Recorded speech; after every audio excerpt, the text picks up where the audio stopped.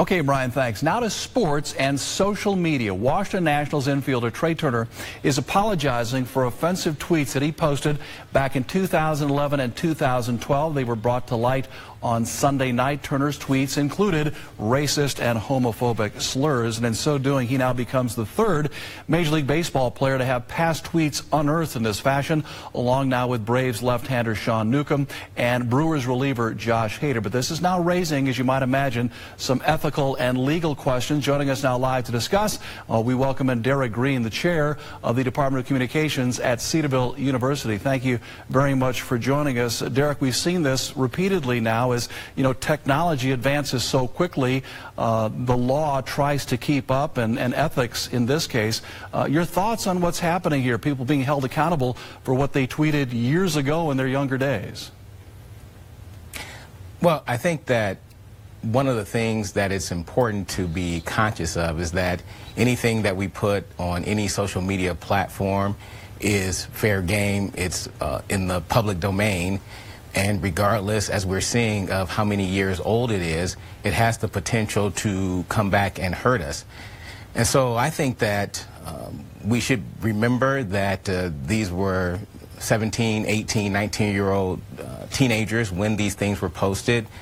We should accept their apologies for the communication that they engaged in, but we should also be conscious of the fact that anything that is put out on a social media platform, regardless of the age and regardless of the time passed, is fair game for anybody who comes looking for it.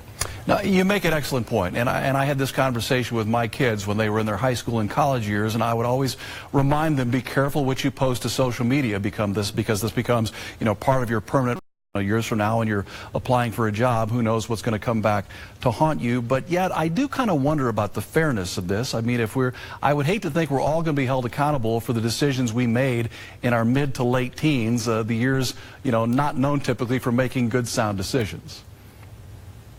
Well, unfortunately, one of the maxims that we teach in communication is that communication is irreversible, and that once it's out there, it's out there. I understand, we all understand that we did things when we were 17 and 18 years old, said things when we were 17 and 18 years old, that as adults, as mature adults, we certainly would not want to be held accountable or have anyone think that is our current mindset on any particular issue.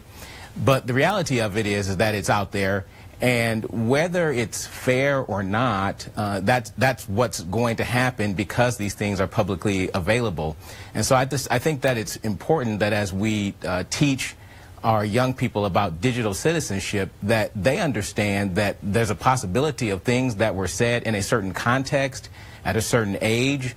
We may be held accountable for it without people really understanding or giving any credence to the context in which it was communicated in.